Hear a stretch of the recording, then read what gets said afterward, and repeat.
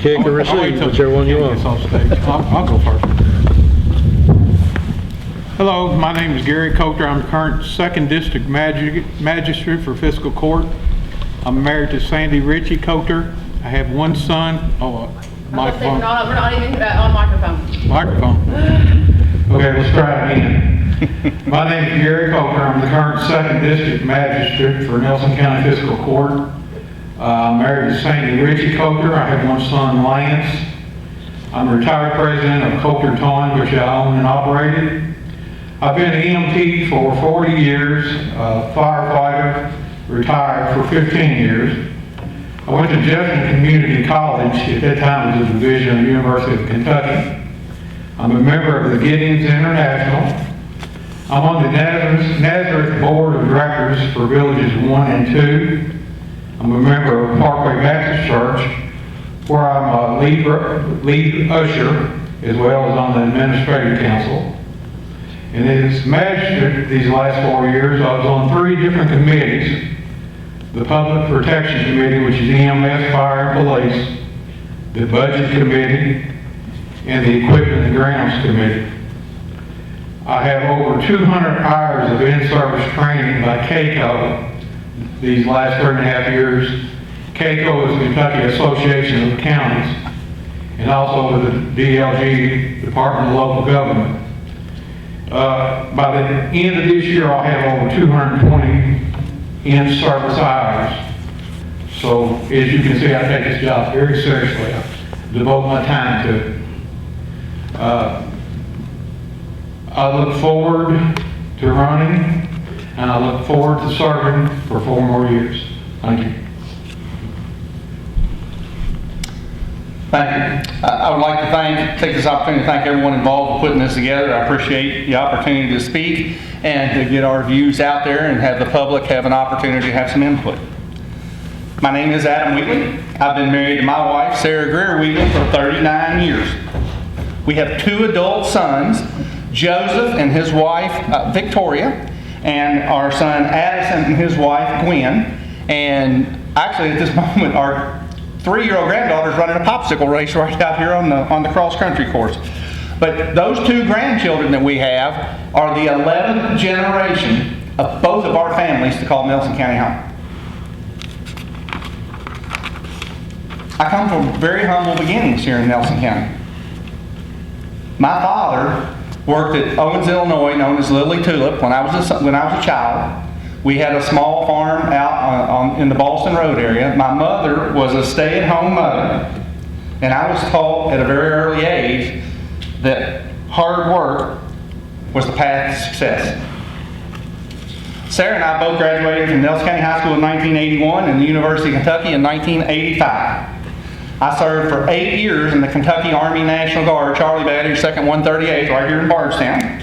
After graduating college, I became a commissioned officer and served as a 1st and 2nd lieutenant with the Guard.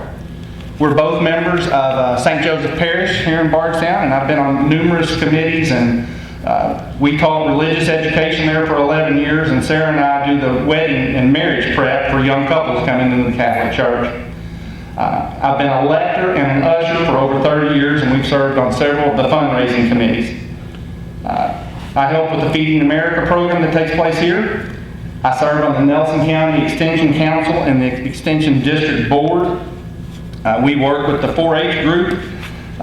We host the County Fair Beef Show 4-H. We sponsor their ham club, and we host numerous 4-H groups at our farm there in Woodlawn throughout the year. Sarah and I have hosted the Nelson County Chamber of Commerce Young and Adult Leadership Program since 1992. I sponsor the Nelson County FFA programs. They also make very many farm visits to our location each year. I served on the Foster Heights Site-Based Council for 2 years and on the Nelson County School Board from 2004 to 2012. I was the Nelson County Heart Association chairperson for Nelson County when they used to have the heart walks and the fundraisers here. I'm a member of the Knights of Columbus, the Nelson County Beef Cattle Association, and over the years I've served as president of the Beef Cattle Association for 12 years. I'm a member of the Kentucky Cattlemen Association and served on that state board for 4 years. I worked at Heaven Hill Distillery for 15 years. I supervised the shipping dock, where I managed and coordinated the shipment of bourbon and other distilled spirit products all over the world. Time's up. You didn't explain the time to him. And we never even discussed it. Okay, 3 minutes. Okay, Opening. we're good. You didn't explain how she does So it here's to a him. way Yeah. Oh, okay. when it's been 30 seconds, you've got 30 seconds left, I'll try to get your attention. And Okay. time. And then when your time is up, I'll do like this. Very So good. you get 2 minutes going forward. So you'll have, when you guys get For asked questions. Just for questions. And then for rebuttals, you'll get 1 minute. Got it. Okay, let's go. Everybody, whoever wants to ask a public question, please come up and sign in. I want to start. Kenny, you want to start with the question? Yeah. Well, I'll go ahead and start off. It's just a basic question I asked last night at both magistral debates, and it's the same one. Anytime you go in for a job, and I consider this a job, obviously, I think you find a lot about a person when you understand what they understand is the job description for the jobs. To me, just basically, what do you perceive the office of magistrate for Nelson County to be? Yeah, Adam, you got the microphone, so you can go ahead and go first. Well, what do you think the job of magistrate is? Well, I'm sure if you ask different people, you're going to get different answers, but it's actually spelled out in KRS and other areas. So magistrates basically manage the business of the county, the budget, the different departments like the road department, landfill. They help fund the sheriff's department, the jail. So there's a lot of intricacies involved with what fiscal courts do, and the 5 magistrates and the judge basically manage the county affairs, the county budget, and issues that affect our citizens. Okay. Magistrate is a legislative branch of government. Like he said, we do the budgets. We spend the taxpayers' money wisely. We make recommendations to the court on safety and security of all our citizens in Nelson County. We represent District 2, but we are Nelson County also, so we do the whole county. We also answer the constituents of our district in their best interest. If they want to see something done by fiscal court, then we bring it to fiscal court in front of the judge and magistrates. We discuss that and then pass it. But the biggest thing that magistrates do is the budget. The budget is a big deal in Nelson County, and we run a very conservative budget. So that's the main role of a magistrate. Spend taxpayers' money wisely. Thank you, guys. So this question goes to both of you. What do you think is the #1 problem in Nelson County moving forward, and what would you do to solve it? Well, there's several problems, but the #1 problem in the next 6 months is the makeup of fiscal court. Mr. Lear, which is District 4, I think, magistrate said the same thing. We're going to have a new county judge, and we're going to have at least 2 new magistrates. When I came on with Mr. Sheldon, we had 4 that taught us the way the system works, how the government works. So if like I said, we have a very conservative budget right now, and I'm afraid if we have too big of a turnover on fiscal court, then our conservative budget will go out the window, and we just cannot afford that. I think at different times, if you'd asked me that question, I would have a different answer. 6 months ago or a year ago, my answer would be significantly different than it is now. I think fiscal court will be fine on its own regardless of who the magistrates and the judge are, as long as they're following the rules and doing what's best in the best interest of our citizens.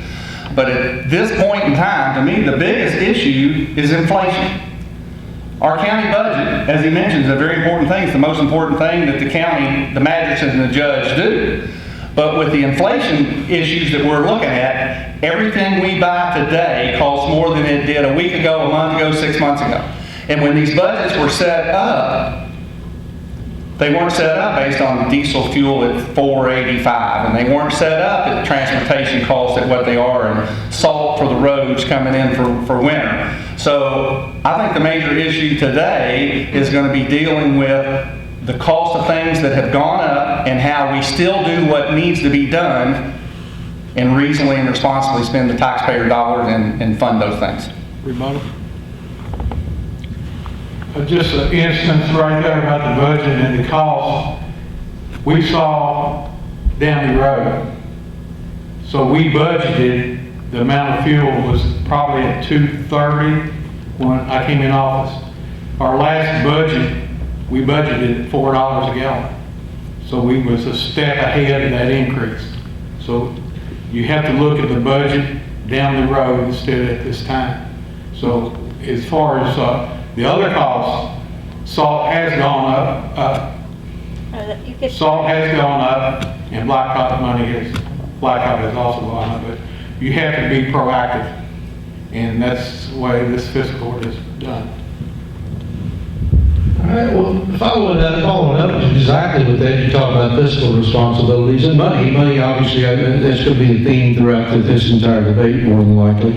Adam, you served on the school board, and I served on there years ago. And years ago, I remember that I was on the board when the Heaven Hill fire, and we were in panic as to what we were going to do with the loss of revenue because of the barrel tax, which is coming up again. There's a possibility we're going to lose $8 million a year, and the majority of that will go affect the public school systems.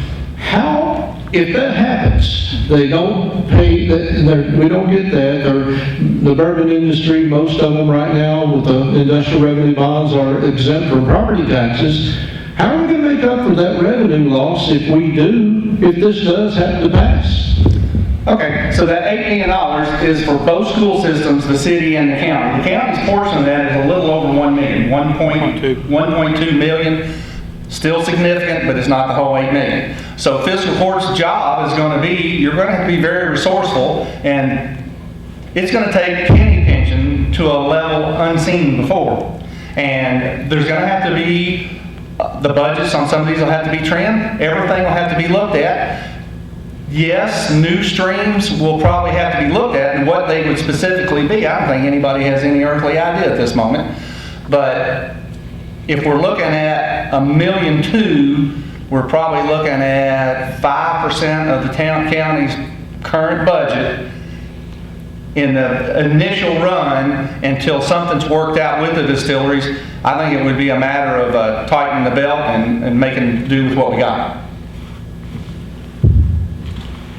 That is a major issue of the county. Our representative filed the bill in Frankfurt. It's in committee at this time, and our sheriff has been to several meetings there, and our former judge. They said that they will make us whole. Now, what making us whole means, who knows? But the problem is, we at 1.2 million. If they make us whole at 1.2 million, they're still building rick houses. So down the road, if they build another 20 rick houses, of course they are not going to get IRBs any longer. We'll put a stipulation in, if the IRBs go away, the property taxes will go back onto the property. So that will counteract some of that if they continue to build. But I don't think they're going to leave us high and dry. $8 billion is a lot for the school systems and the county government not to have. And as far as where you're coming up with this, the extra money to offset this, that's $1 million question. We just have to tighten the budgets. And right now, all our employees are wanting raises. We gave them 7% raise, which really isn't enough. We wanted to go to 10, we didn't get that passed. We'll still work on it, but we'll just have to tighten the budgets. That's all we can do, and hopefully the continued growth in Nelson County with the building will offset some of that tax that we lose. Okay, Gary, so you touched on pay, county employee pay. Bullitt County Sheriff's Department right now is hiring laterals, and they're getting their first year lateral hires over $54,000 a year. With attrition and people jumping ship to go to better paying jobs in like Bullitt County or something like that, do you think that the current sheriff's budget is adequate, and would you go along with the current pay scales, and if not, how do you think it can be improved? I don't blame anyone from leaving a job and go to a better job, better paying job. The sheriff's department in Nelson County is a tremendous asset to this county. If you go to these other counties, they have nothing near our sheriff's department. I mean, it's first class. You know, when this came up about the sheriff's salaries, of course, we gave you 7%, but I think there's room for more. I really do. Like I said, we wanted at least 10. What I would like to see done, instead of, you know, talking this out in open court, we have committees. We have, like I'm on this committee, the Public Safety Committee. I like seeing our committee with the sheriff, the chief deputy, the two magistrates on the committee, and the judge. Sit down and talk it out. Here, what do you want, and what can we offer? Instead of coming out in fiscal court and airing it out. If we sit down one-on-one, I think we can work something out there. And yes, you know, I'm for the deputies making more money, absolutely.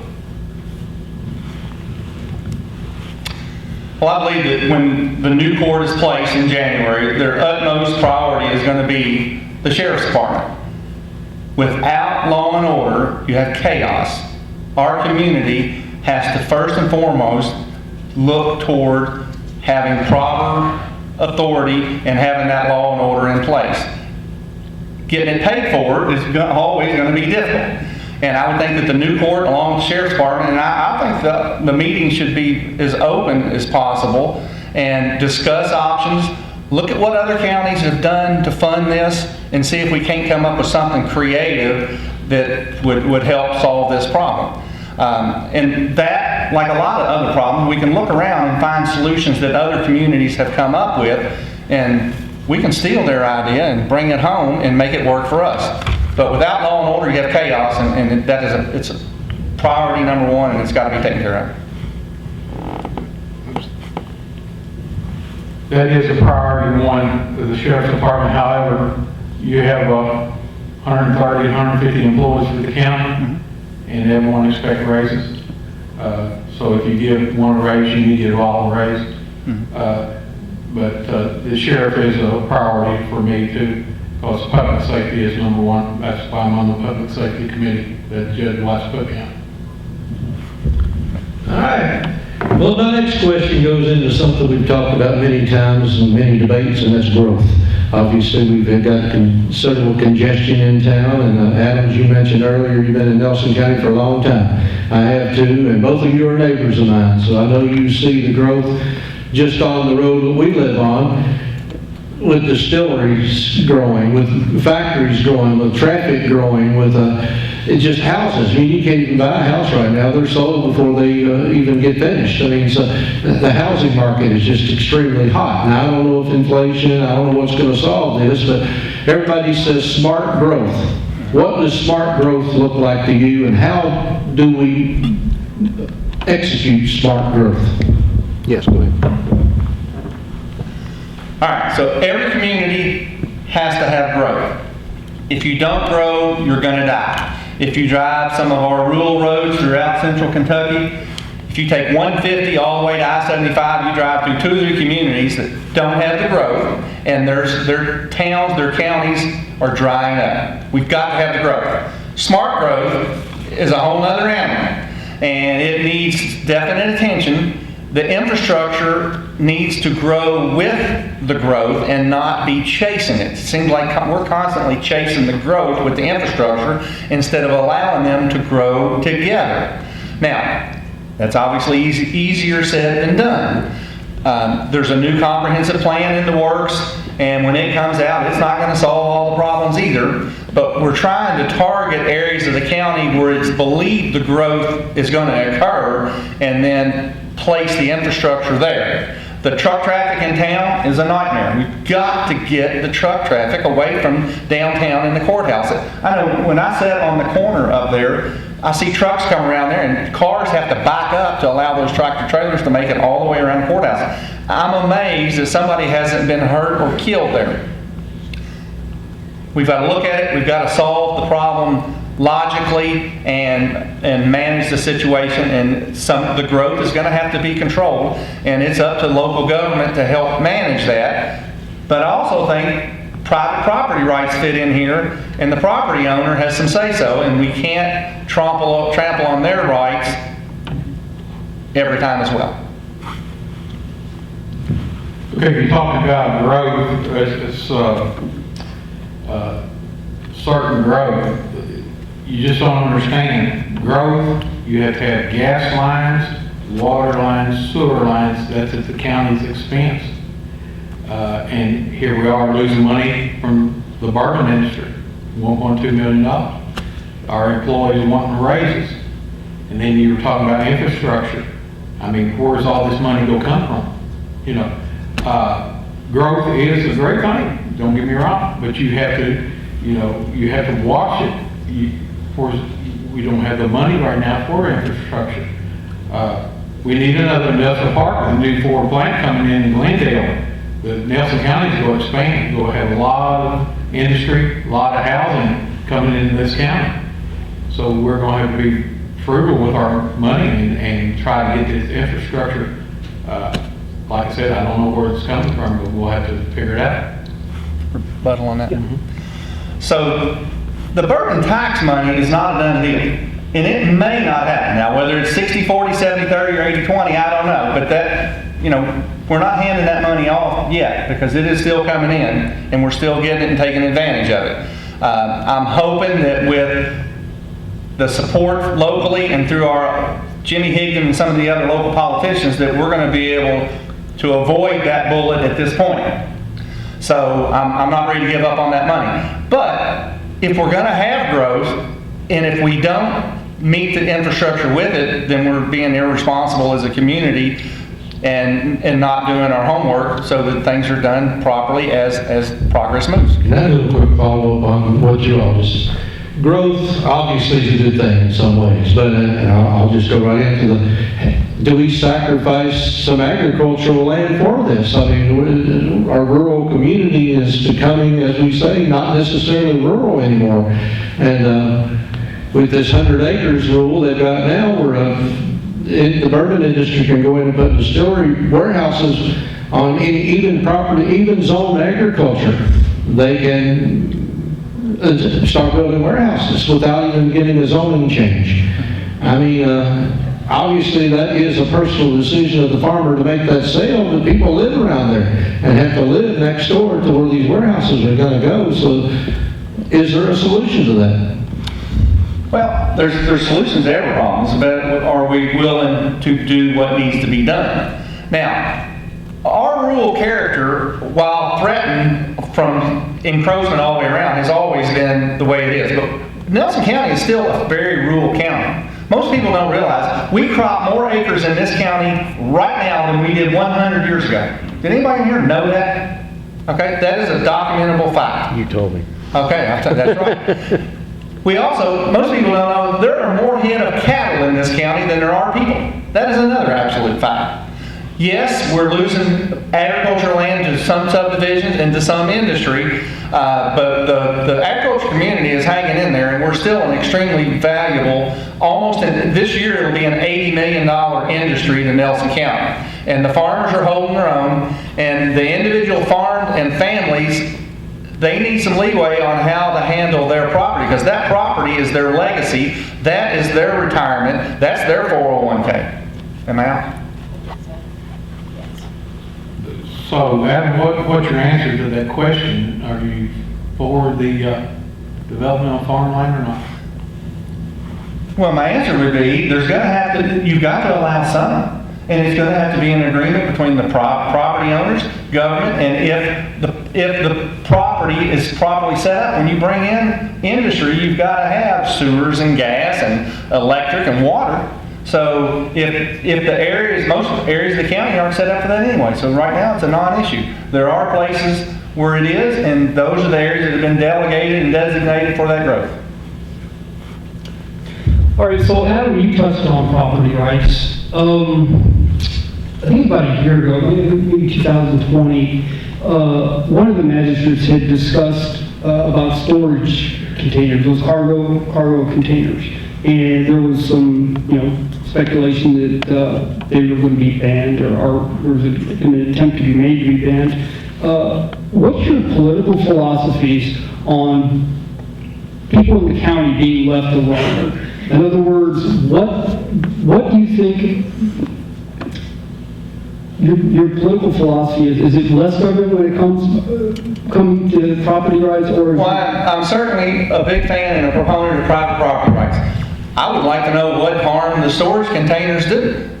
I mean, if I want to use a storage container and I can buy a used storage container for $5,000 or build a $12,000 building, I don't see where as long as I'm not breaking any law, why does it matter whether I have a storage container or a building? Now, I probably would like to have a little more information on this. I'm not familiar with the circumstances you're speaking of, but the private property owner, especially in the rural areas, if it's agriculture, the rules are more relaxed anyway, and I'm certainly not in favor of restricting that even more. As far as the rural area of farms, I have no problem with the storage containers and It goes to political philosophy. Are you for less? for less what? So for less government, for less intrusiveness for county residents? Okay, I thought you asked about the storage containers. Well, that was the example. Oh, okay. Well, yeah, less intrusive is great, but my opinion on example that you gave me is storage containers. If it's on a farm, it's not a problem at all. But if you live in a subdivision with a $200,000 house or $300,000 house, would you want a storage container in your backyard next to you? Or a nice built building? As far as the rural area, it's not a problem at all. The farmers need storage, not a problem at all. But as far as that, I wouldn't be in favor of the subdivision at all. Right. So, I was opposed to them regulating cargo containers in the county. Most HOAs and subdivision have HOAs that have covenants and stipulations. So I think that's a non-issue because most HOA covenants are not going to allow it anyway. I'm talking about Adam knows where I live. If I put a cargo container out there, I believe I should. And if my neighbor wants to put one, I believe they should. And that was my point. But right now, if I'm correct, there's only 3 HOAs in the county. The other ones don't have HOAs, so there's no restrictions on it. Well, you don't necessarily have to have an HOA to have covenants in your deed. If you're in a subdivision, you have covenants in your deed. Right, that was the point. Yeah. Right. Yeah. All right, well, Gary, I noticed your signs along the road, and it says, "Not time for a change." No time. No time for a change. Okay, well, I want to know, obviously, you've considered yourself doing a good job as a magistrate, and you obviously want to do more. So tell us why there's no time for a change, and when it gets to Adam, I want to know why you think there is time for a change, and that's what I'm looking at. No disrespect, Adam. But what I was talking about is the makeup of fiscal court. You're having a new judge, you'll have 2 new magistrates at least.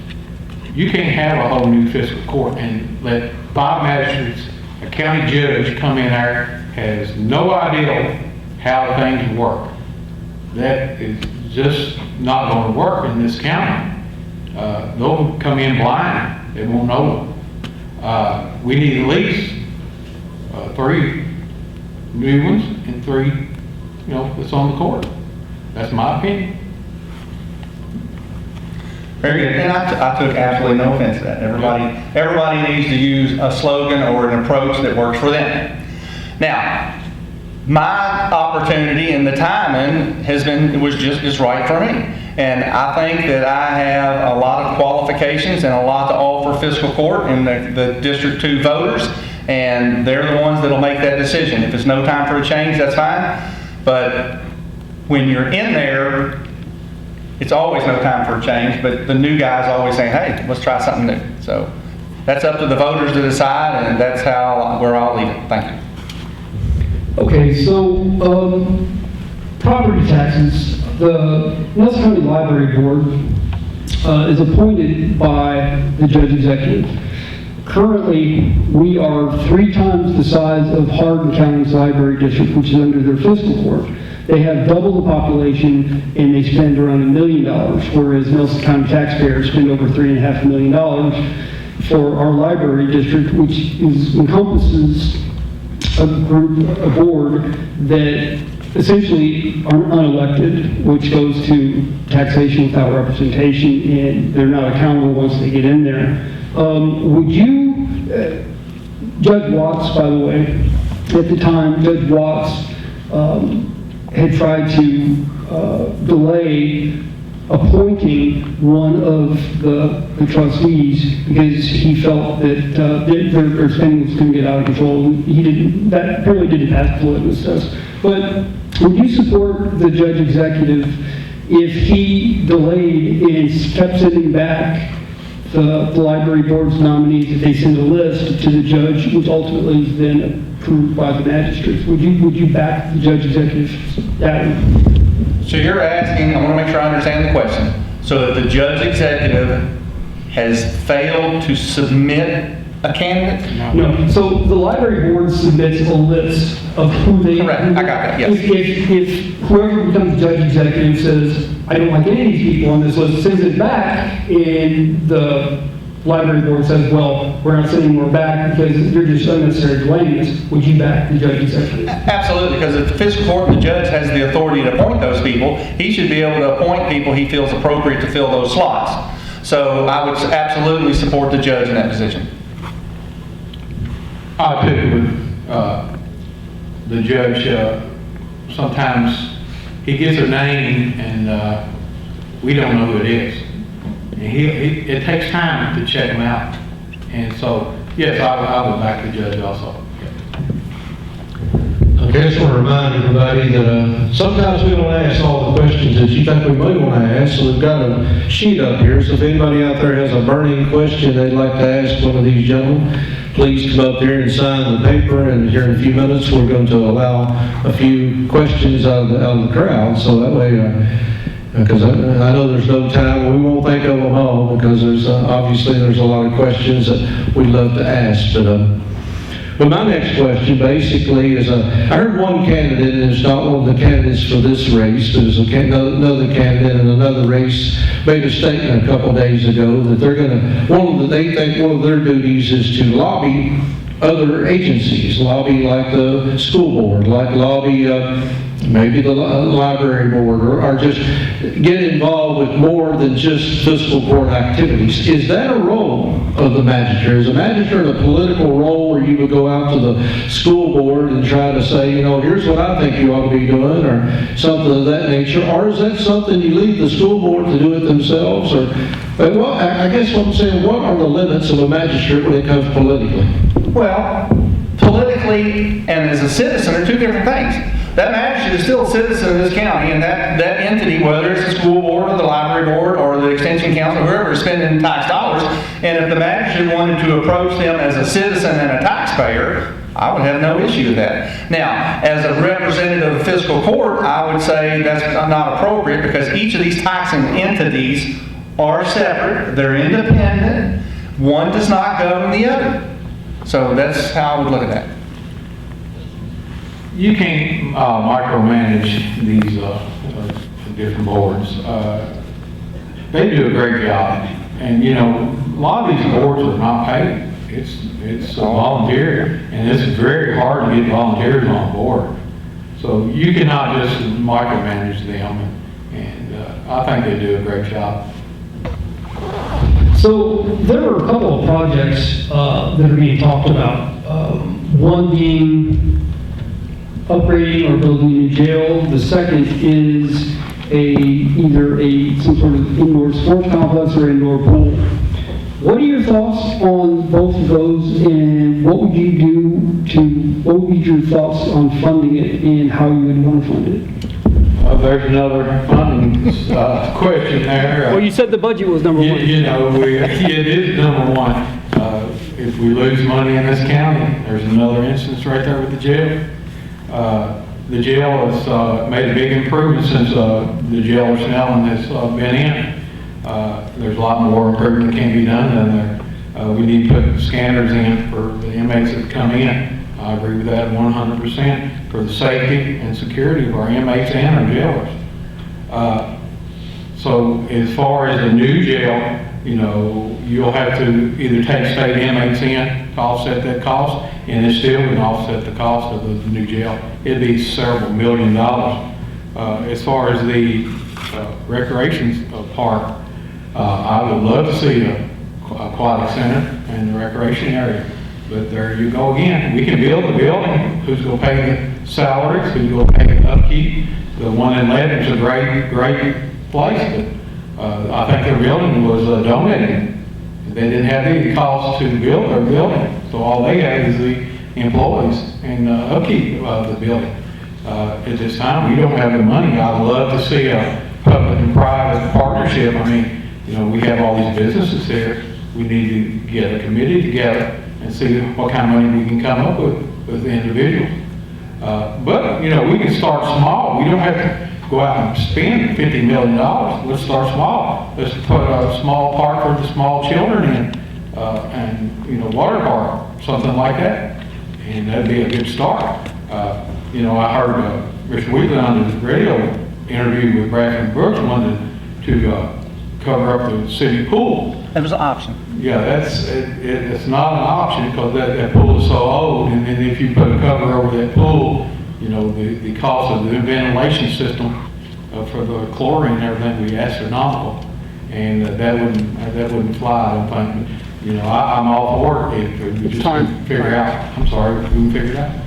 So you all, when I wave like this, it means you have 30 seconds. When I hold my hand in a fist, it means it's over. But I don't. Wave it more. No disrespect. They just think you're being friendly. Say so. No, but I Say was hey. looking at you. Yeah, I know, that same way. Yeah. So when on the radio station, when I was talking about the issue with the pool, I was looking and thinking outside the box. Regardless of if we have an indoor pool, the ventilation system is going to have to be there. Now, the current pool has infrastructure issues and probably needs to be fixed. Well, if it's going to be fixed anyway, we could work that into an existing facility. I'm not saying that's the absolute answer, but it's a possibility. Now, I have another solution for the pool, but I can't do it in the allotted time. The jail. The jail needs attention. Something's got to be done to address that. We talked earlier, and I said an utmost priority in any community is law and order. Part of our law and order is having a proper facility to house inmates. The new fiscal court needs to sit down with the new jailer, and they need to look at any and all options at how to solve this problem. Whether it's solving it over a 2 to 5 year period or over a 5 to 10 year period. But it's something that's got to be addressed one way or another. The money is definitely priority, and that's going to be the major options, figuring out how to pay for either of those. Okay. Check leg. I don't know if anybody's keeping a running tally on this, but we should keep a running tally on how much we're going to spend on all these projects we're putting in, and we're going to lose 1.2 million possibly. I'd like to know where all this money is going to come from. I'm going to tell you right now, it's not raising taxes as long as I'm on fiscal court. Yeah, actually, one of the options I have for the indoor recreation facility would require no county money. So, Well, let's hear about it. how much time we got? What are you going, what No, would you like me to do? Okay. That was, you already did rebuttal. Yeah. Ask the question. Well, he didn't really get a rebuttal. He just Okay. said to tell him, so how much time would you like to give him? 1 It's a minute? minute. Yeah. 1 minute. One of the first things the new fiscal court needs to do is to form a foundation whose sole purpose is to get 50 volunteers from the community, from every segment of the community. Most of these will be retirees that have that time to set up and look at funding options. I'm talking about options of donations, charitable fundraising, meals, things at factories, acquiring people in the community and industry, people that are in the community that are willing to buy into this. Spend 3 to 5 years. Now, 3 to 5 years is a long time, but we've been talking about this for 10 years and have gotten nowhere. Spend 3 to 5 years doing nothing but raising money to get this facility off the ground, and then this foundation would use their funds from then on to operate the facility in conjunction with the city and the county. The city already spends a large amount of money maintaining that pool. If we have something else, other options. I'm just saying there are other ways to look at things outside the box. There are other ways to look at things outside the box. I think I mentioned, private partnership with the factories and Would be part of this industries. foundation? Exactly, it's part of it. That's where you have to start. The county cannot afford it. The city cannot afford it. It has to be county, city, and private all together. And it's not necessarily have to be a foundation. It could be a committee to start the works, get it started. Okay, well, we need to go to the audience here. I told you there wasn't enough time. I know, you're right. Barb, you want to ask your question? That's a question about the pool. I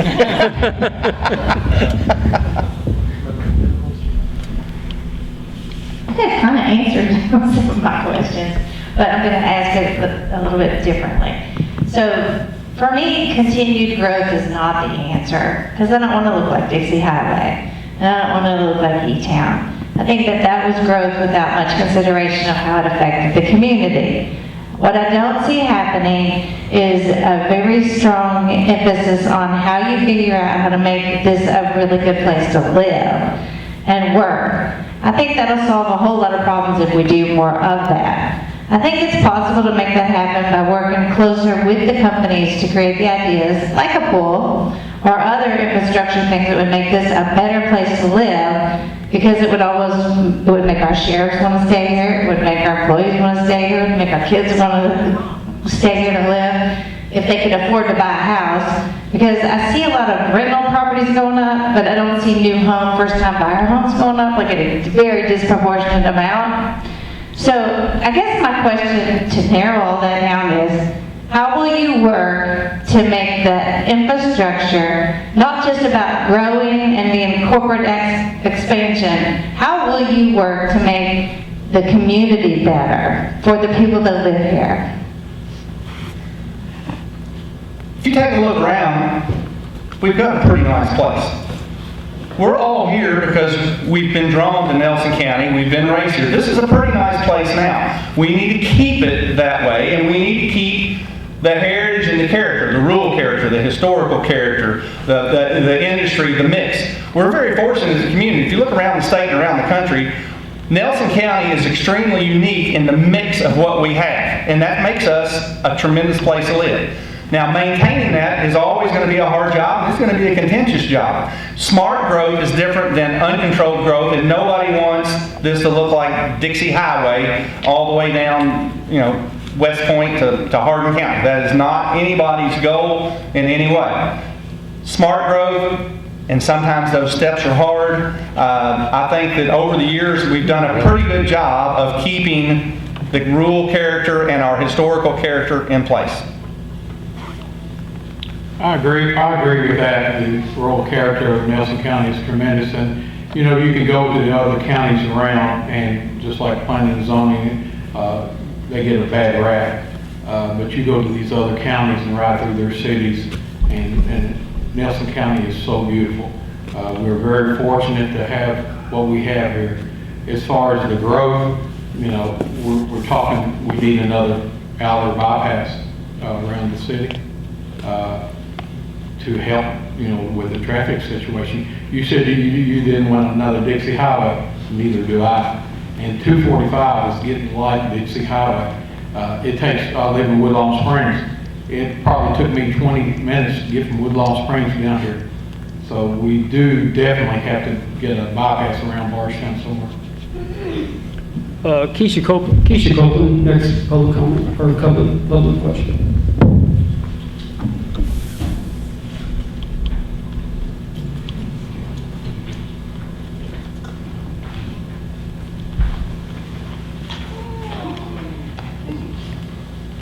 Good evening, gentlemen. How are y'all? We're waiting. Well, yeah, they've asked a bunch of my questions here, but I want to go back to the jailer and to the sheriff's station. Whichever one of you win the race, it will be like boots on the ground and running. And to be prepared for that position and what you're facing. So I want to know a definitive answer of how you're going to work this out with the sheriff's station, the issue that they have right now. Secondly, I don't know how many of you have been in jail. If you've been in there recently. Not as a guest, but. Right. The jail has issues. How are you looking at that? You know, are you going to change some things? Are you going to be able to, make a true connection with that jailer, that relationship, housing these inmates? Your job is budget, financial. So how will you start the talks of a new jail? Because saying that we don't have enough money is not the resolution. So how are you going to start those talks and keep it real? Guess I'm first. Well, Keisha and my boots have been on the ground for the last 4 years, so I've worked hard these last 4 years. As far as the sheriff's department, like I said before, we need to get our committee together, sit down with the sheriff, work it out. Not out in the public air. We need to sit down and come to agreement and get that through. As far as the jail, I was down there when Buck took over the jail. That jail was in desperate need of attention. Buck has done an outstanding job. He's cleaned it, painted, and we have just recently put new locks on the cell doors. But you're right. We have to decide what are we going to do. It's going to be just a matter of time, and that jail is going to be obsolete. We'll either have to transport prisoners to another county, or we're going to have to build a new jail. I mean, that's the bottom line. And we're just going to get a committee together and start looking at it, and look at the cost, and figure it out. So when the new fiscal court's in place, again, one of the first things they're going to do is meet with the sheriff and meet with the jailer and say, where specifically do you need help? Now, we know that on the sheriff, we need budget help, and they need more deputies, and they need to have the proper pay to attract and keep qualified employees. And that's going to be a major job, and it's not going to be an easy one. And the solution is not going to be easy, or it's going to upset some people. What is it actually going to look like? I can't tell you. I don't think anybody can tell you. But it's going to have to be done. The jail needs some improvements. It's understaffed. It's undersized. Again, when the new jailer gets in, they're going to have some ideas of what they want, and the fiscal court and the jailer will need to get together and decide what are the absolute needs, what are the things that would be nice to have, and kind of prioritize, and then figure out a way to do it. But it's not going to be easy. Next question, Adrian Guerrero.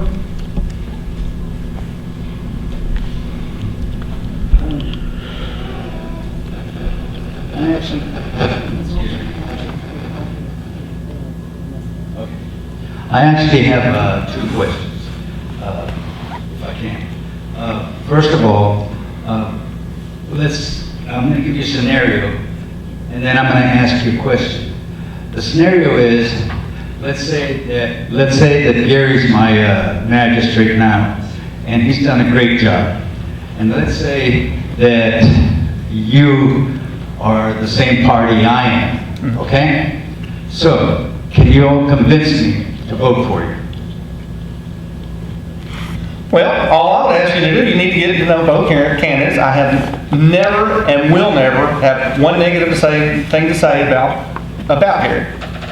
You'll just have to make your own decision. You need to get to know me, you need to get to know him, you need to know what do we stand for, what have we done, and what attributes do we have that you think in each of us would make the best magistrate. Well, that's my question.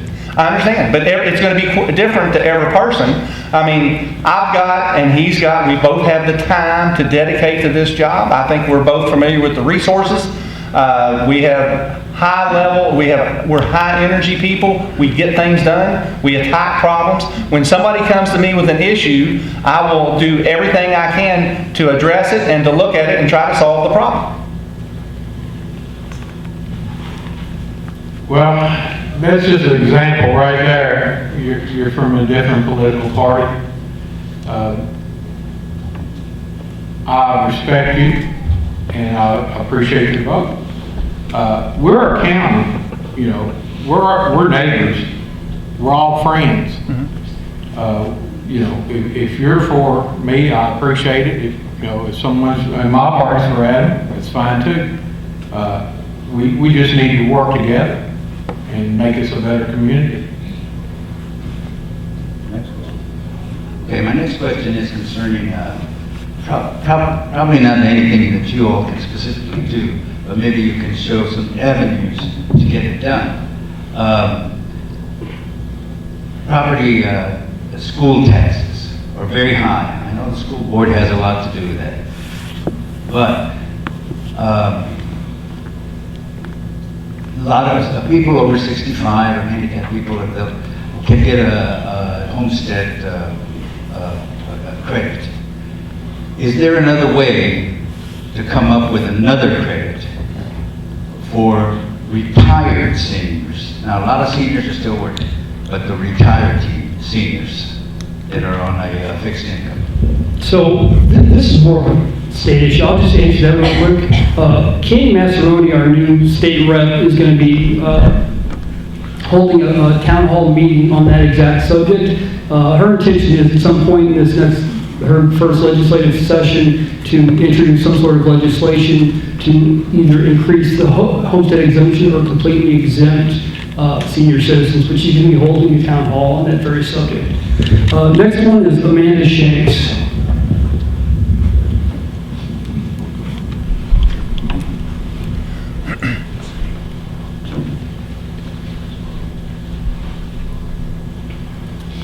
Hello, gentlemen. How are you tonight? Good. So I have two questions too, and if that's not okay or you run out of time, you just cut me right off. So I have heard both of you talk about the budget and things that people have proposed change in the budget and things that people have requested be added to the budget. But my question is, which of those items that you have heard both during the debates this week and during your time on the council or your time researching taking this position, what is the most important to you? What is the most important item in the budget? What is the most important item that is being added to the budget or proposed to be added to the budget? If you had the extra money to spend, where would you like to see it go? Well, I think the most immediate need to the budget is for law and order, and that would be the sheriff's department, and then second, the jail. So that's where the priority would go at this point. But now, you can never outguess what the next emergency or the next dumpster fire will be. But I think at this moment, for me, extra money would be directed toward the sheriff's department. I agree with, with the sheriff's department and the jail. We're going to have to look at both of those and try to work the budget out to the best we can. There's a lot of issues that we need to go through the budget. The budget's very tight, and while I keep bringing it up, if we lose this liquor money, it's going to be even tighter. So we're just going to have to work through it. And but the sheriff and the jail are the two main ones. The next one's really easy, I feel like. So my next question is, during the political season, during debates and during campaigns, it is always very easy to reach out to the individual that wishes to have your vote. So what will you do to make sure the community has access to you after you've gained the position so that you can continue to represent the community and let their voices be heard? These last 4 years, of course, social media is a big thing. I have people contact me on Facebook. I've had them contact me, I think, Twitter or something else. And, you know, I'm not a big social media person, but my phone number's out there, my email's out there. Anybody call me anytime, and that's one thing I do. Someone calls me, I call them right back if I do not answer. I think that's one of the main things a magistrate can do. You have to call your constituents back, because they have concerns and it's very important to them, so you have to make it important to you also. I think one thing that if you would ask people that know me, their answer would be, I'm concerned about what your problems are in response time. I was a Kentucky Farm Bureau insurance agent for 15 years. My cell phone number was on the door, it was on the side of my vehicle, it's on every piece of mail that you get, and it will be available for all constituents. 90+% of the time, I answer that phone. It does not go to voicemail. The only time I don't answer that phone is when I'm in church, because I don't take it with me, it's in the car, or when I'm in the shower. Even when I'm asleep, it's been a very irritating point to my wife, is because the phone is on, because when somebody calls, I don't care if it's 2 o'clock in the morning, if they think they need me, I think I need to answer. I am always available. I won't always give you the answer you want, but you will always be able to get a hold of me, and I will always return and give you an answer. Somebody may call and ask a question that I don't know, but I'll find out where to get that answer. Quick rebuttal on that. As my wife knows, I've answered the phone 24 hours a day for 40 years on an towing service. When snow starts falling, ice starts falling, that phone rings constantly, and I answer to every call. So that's what I do as magistrate also. If someone calls me, I answer. We're going to have closing. I just want to say one thing from a personal standpoint. I know both Gary and Adam, and what they both told you is absolutely true. I don't think whoever lives in District 2, you are both fortunate in terms of constituent response from both of them, and commend you on both that. Thank you, Don. You want to start with whoever went first? You want to go the opposite for closing? Get 3 minutes. Right. Thank you for this opportunity. I am not and will not be a traditional candidate. Honestly, I think the current political climate discourages most people from running for political office. But we need good, decent people to step forward and serve. I believe all issues should stand on their own merit. They will either be right or wrong on their own, not based on who's for them or who's against them. I will judge every issue on very few simple principles. Is it needed? Is it the right solution? Does it actually solve the problem? And can we afford it? I promise to always spend tax dollars, your money, my money, our money, as if it were my money.